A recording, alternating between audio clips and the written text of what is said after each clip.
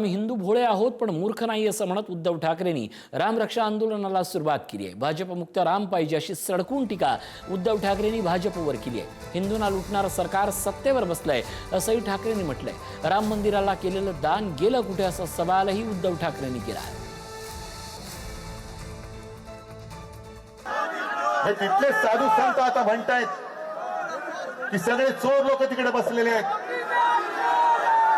आणि एका साधू संतांपैकी एकाच वाक्य असं है कि हम जब मंदिर में दर्शन के लिए जाते हैं तो हमारी लंगोटी भी चेक की जाती है।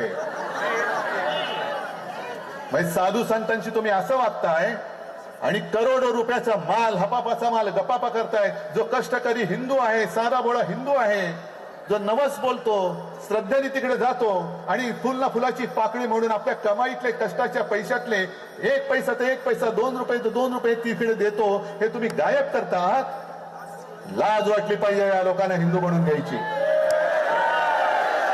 म्हणून मी आज तो परत नारा बुलंद करतोय। ही पावसात पेटलेली ठिणगी आहे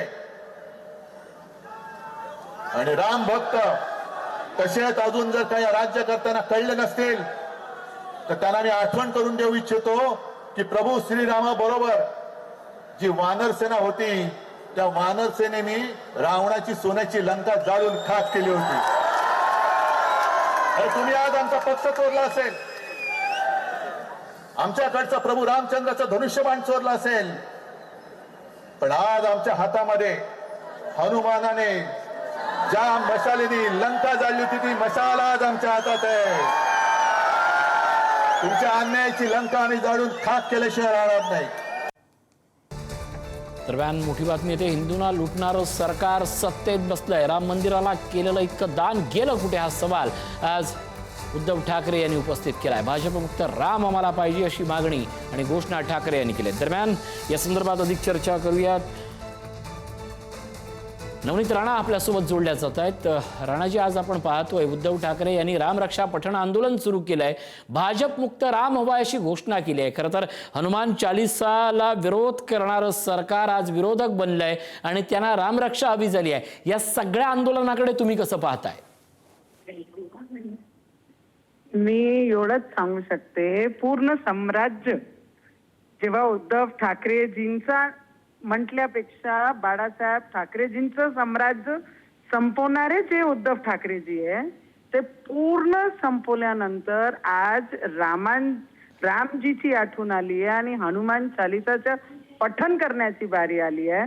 मला असं वाटतं ते जे नारा देत आहे भाजप मुक्त आणि रामजी आम्हाला हवे आहे, तर मला त्यांना एक प्रश्न विचारायचा आहे की ज्या पक्षाचे भरोसे तुम्ही एवढे मोठे झाले आणि ज्या पक्षाची विचारधारा जी होती आणि त्याच रामजीचे मंदिराच्या उद्घाटनाला काँग्रेस तिथे गेली नाही, सोनिया गांधीची तिथे गेल्या नाही, राहुल गांधी तिथे गेल्या नाही, त्यांच्या मांडीला मांडी लावून तुम्ही त्या सत्तेमध्ये बसले, तुम्ही स्वतः मुख्यमंत्री झाल्या आणि आज जेव्हा पूर्ण साम्राज्य नष्ट झाला, तुमच्याकडे फक्त तुम्ही, तुमचे पुत्र आणि संजय राव पोपट राहिले, तेव्हा तुम्ही हा सगळे रामजी तुम्हाला आठवते, तुम्हाला हनुमानची आठवत आहे आणि जेव्हा आम्हाला हनुमान चालीसा वाचली म्हणून तेव्हा हे कुठे गेले होते उद्धव ठाकरेजी?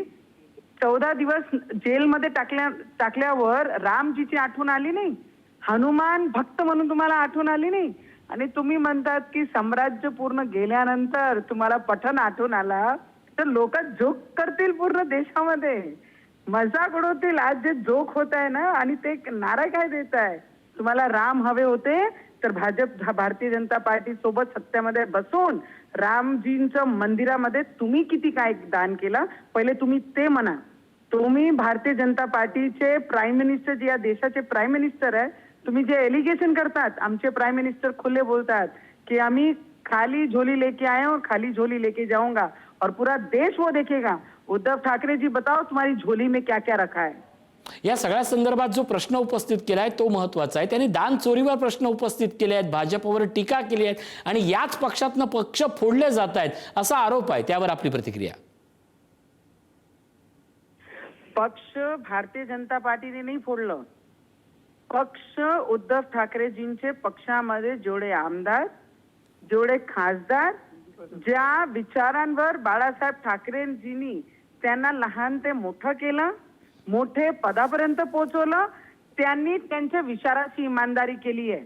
ज्यांनी उद्धव ठाकरेजींनी आपल्या वडिलाला बेईमानी केली तर त्या पक्षामध्ये ते आमदार आणि खासदार कसे राहणार आहे? भाजपनी कोणताही पक्ष फोडला नाही. भाजपनी त्यांना आल्यानंतर त्यांनी बाळासाहेब ठाकरेजींचे विचारांचा सन्मान केला. एवढा लक्षात ठेवा उद्धव ठाकरेजी.